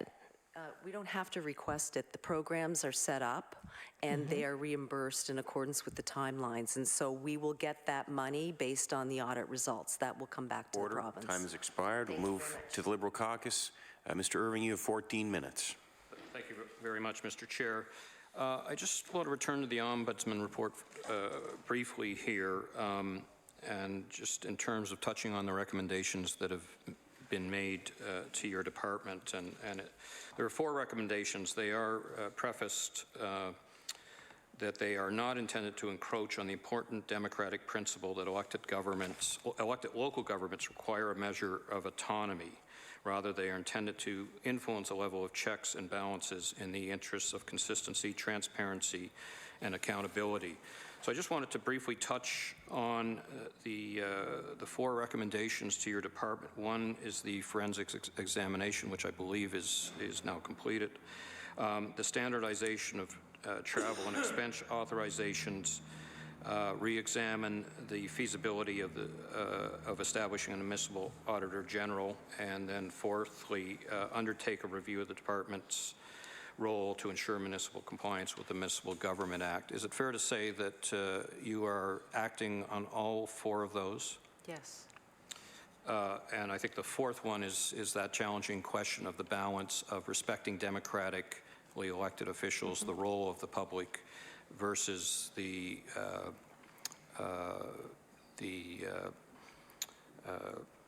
use of what's the word I want here? The intervention by the department in a more heavy-handed way. So just on the Municipal Auditor General, and I know that idea has been around for a number of years. I think it dates back to the last government in discussions with the UNSM. The challenge there for us and the municipalities is the cost of that service. Is that a fair statement? Do we have a sense of what is under discussion there in terms of examining the costs?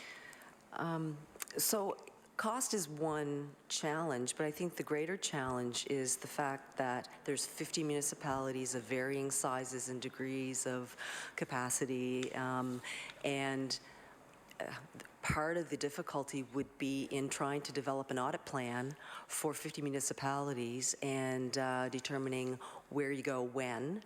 And also, if the municipal units are all contributing to funding Municipal Auditor General, what would the portion of their funding be and how would that relate to their operations? So, but having said that, there is still an important principle here, which is an independent auditor having the ability to look at critical issues or to find ways to address risk areas. So, you know, whether it's that format or another format, it's something, like I said earlier, that we still need to look at to see what fair we need enough. to do. Yeah. But I think it is important to recognize, for the public, to recognize that all municipalities have auditors that flag many issues. Yes.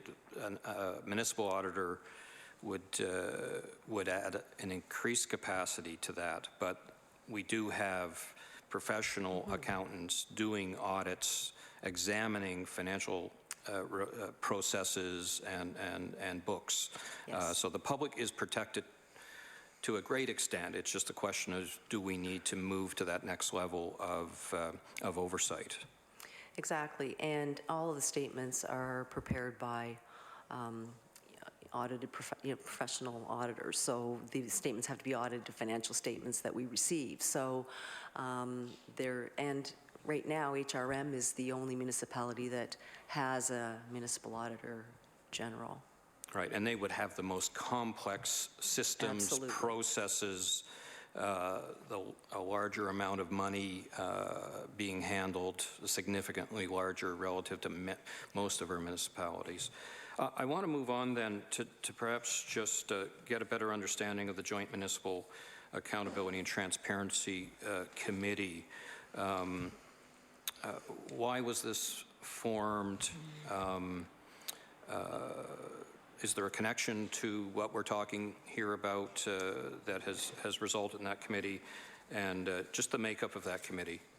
Sure. Again, we felt it was really important to have a committee struck, and the minister also felt it was important for us to act on the recommendations, and so of the forensic audit report and the ombudsman's report. And so this committee is made up of members of the Association of Municipal Administrators of Nova Scotia. There's 2 members from there, 2 from the Union of Nova Scotia Municipalities, 2 from the department, and also a representative of the Association of Nova Scotia Villages. And their mandate is really to ensure that there are going to be mechanisms in place to support transparency and accountability to the public with respect to expense management. So they had a specific mandate around expense management. Also, they were asked to look at local government expense policies. Their mandate was to increase the transparency of local government staff and elected officials' expenses to the public. To improve the audit function on staff and elected officials' expenses, and then to recommend MGA, Municipal Government Act amendments wherever that would be applicable. So they have very specific objectives to follow, and they've been working through those issues. So we've asked them, again, to look at expense management and give us give consideration to enhancements that will ensure a standardized level of transparency and accountability, look at best practices for municipal village expense policies, look at what the policy could look like for implementation across municipal units and villages. We asked them to look at specific audit procedures for staff and elected officials' expenses that could be executed by the municipal auditors. So back to your point about the fact that there are municipal auditors in place that are providing the financial statements, this specific area would give us the ability to ensure that their internal controls are working effectively. So that's another area. Also looking for standard practice for the public disclosure of expenses, which points to the online posting in the legislation that we're currently going to bring forward. We also asked if they would look at the financial reporting and accounting manual with respect to audit committees to see if there were improvements that could be made there, and look at other expenses or financial matters that might require improved transparency and inform us for future work on that. So while there are immediate recommendations and maybe some shorter term ones, there may also be longer term ones that go into our review of the MGA. And you may have mentioned this in your opening remarks. How long is this committee sunsetted, or is it an ongoing committee? Well, they've been asked to provide the recommendations by March 31st. And so once we have that, then we'll determine the next steps and what the consultation would look like, and in very short order. It isn't something that we intend to take a long time on. We want to respect their work and try to deal with it as quickly as we can. And their recommendations are to who? I presume the minister, but the are they report also comes to me and to the minister. And to the municipalities and UNSM as well, or Yes. is it strictly the minister? Yeah, there'll be, well, they are going to be delivering their recommendations to myself, and also we'll be sharing those with the minister, and I would expect that we would also be sharing with the UNSM and with the AMA so that they're aware. And of the work. minister's comments on upcoming legislation and some of the things that he is expecting to bring forward, has that come from the work of this committee for the most part? Yes, the elements that we would be embedding in the legislation in the spring directly relate to the recommendations of the committee. They are preliminary recommendations, but they're solid recommendations, and we feel that we could move on those fairly effectively and quickly. Great. I want to move now to the other municipalities, I guess. Has UNSM had a response to some of the issues that we've talked about today with respect to Richmond? Has UNSM been an active partner, I guess, in discussing the way forward with respect to lessons learned? Absolutely, and they're a key partner on this committee. And in fact, the minister wrote to the chair of UNSM at the time and asked for their support in forming this committee in order to address those issues that were coming out of the Richmond reports. So they believe in the need for increased transparency and accountability, as we do, and they believe in the need for this work in order that the public has confidence in the activities of the elected officials. So the other element that's of interest is that the UNSM also held a meeting, I think it was later February 24th or so, where they invited the Auditor General to come in and talk about best practice and expense policies. So they're actively engaged in this and taking it very seriously, and I think they're also an absolute partner, willing partner in these changes. Yes, and in some of the work that you've been doing, perhaps capturing best practices from other municipalities in the province, do any municipalities report online their expenses or have alcohol policies that are similar to what the minister is talking about bringing in now to the MGA to make it consistent across the province? There are a few examples of municipalities that do that. Some report online. There's variations of what we're considering. And I did have that. You don't have that, do you? No, I thought I had that with me. But yes, I have seen some examples of municipal units that do that already. And in other provinces, there's examples of legislation requiring. Yeah. I ask those questions in that I think it is important for us to recognize that there are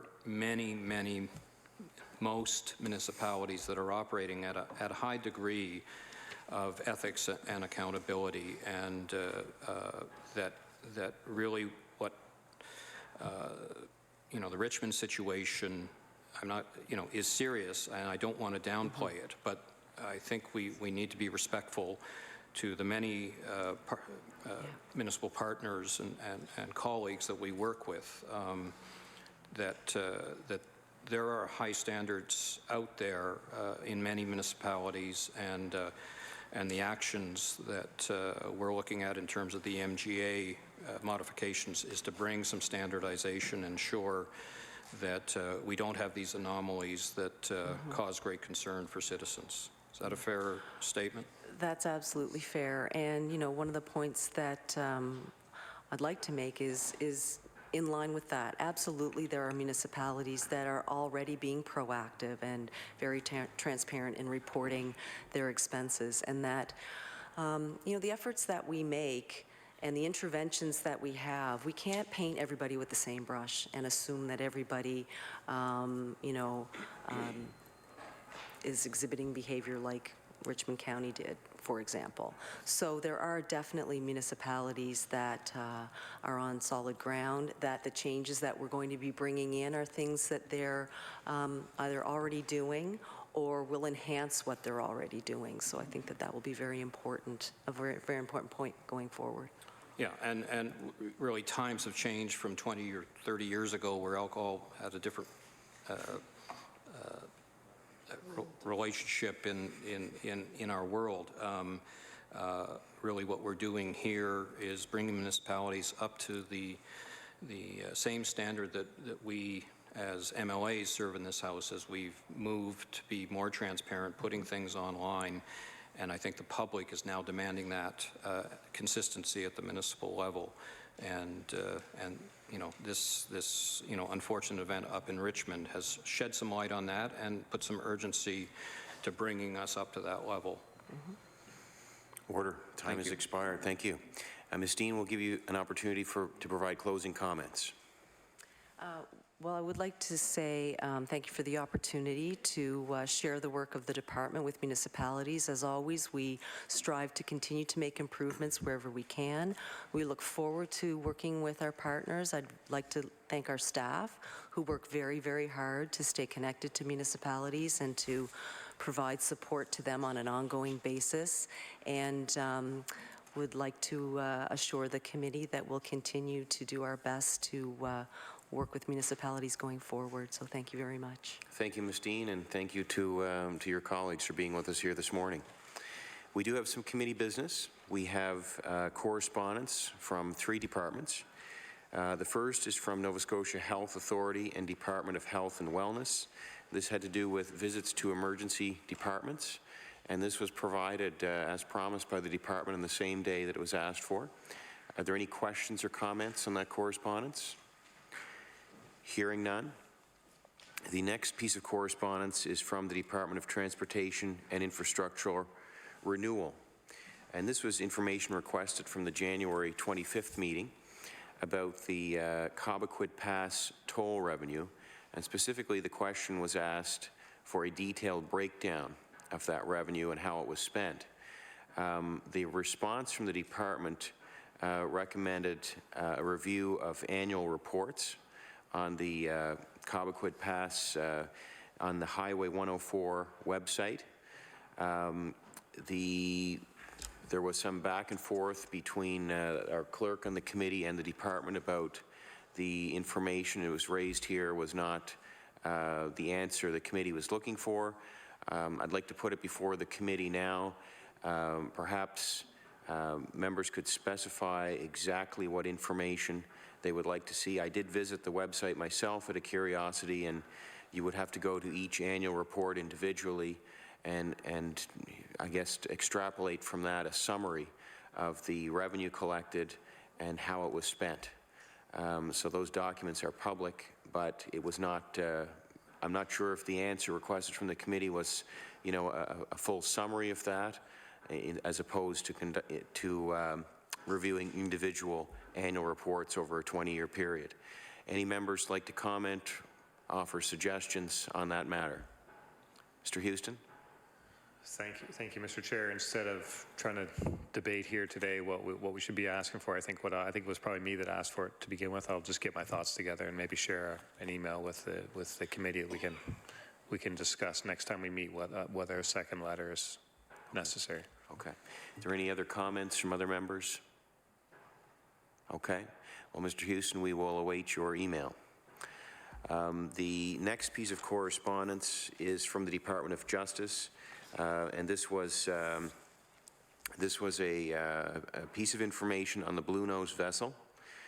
This was received on March 20th, and it was from the Department of Justice stating that following a meeting with the Auditor General's office on March 17th, a document was located that by sheer inadvertence had not been produced before now, and it has since been provided on that day, March 20th, to the Public Accounts Committee. Are there any questions or comments on that correspondence? Hearing none. That does it for correspondence.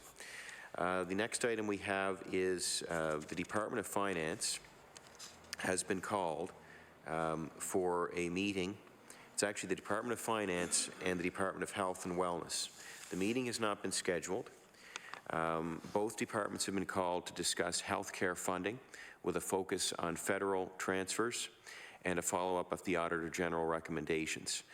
The issue here is that the Deputy of Finance, due to the budget consultations and meetings that are taking place, is not available on Wednesday mornings because it's at the same time, our meeting is at the same time as the Treasury and Policy Board meetings. There has been an offer that the Assistant Deputy could be made available for the meeting. I would like to open the floor to members for comments on this matter. Mr. Houston? I'm good with the assistant deputy if they're up to it. Okay. Any other comments? Okay. We will allow our clerk to proceed with notifying the department that the assistant deputy would be welcome here at the committee on whenever the date is scheduled for that meeting. Next item is one that was raised, and I don't think it was raised during but it was raised to me as an aside during a recent session here of the Public Accounts Committee, and that was use of unparliamentary language, and specifically the use of the term McNeil government in reference to the current government. As we know, when the legislature is sitting, the Speaker has ruled recently, in the recent past, that it is not appropriate to use the term McNeil government. Before making a ruling, I did consult with our legal counsel, and I can make the opinion available to members of the committee. But essentially, the committee here operates a little bit differently from the legislature in that we do use members' names. I, as chair, recognize members by their name. And in the opinion of our legal counsel, to permit members to refer in standing committees to the current government by the name of the Premier would not be unacceptable, out of order, unparliamentary, or otherwise inappropriate.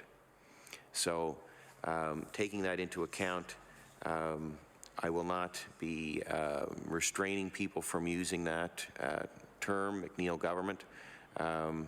And if there are any, is there any questions or comments on that? Hearing none, we'll move to the next matter. We have a request from the Canadian Council of Public Accounts Committees. The Vice Chair and I have attended these meetings in the past. I'm trying to recall last year, I believe we had a couple of other members in the committee. Ms. Lonis Croft attended. In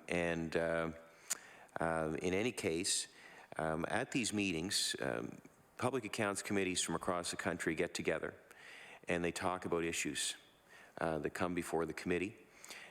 This is an opportunity to put topics for discussion at the next conference, which is going to be held, I believe it's usually in July. It's actually in September this year, September 10th to 12th. So there is some correspondence that has been shared with you.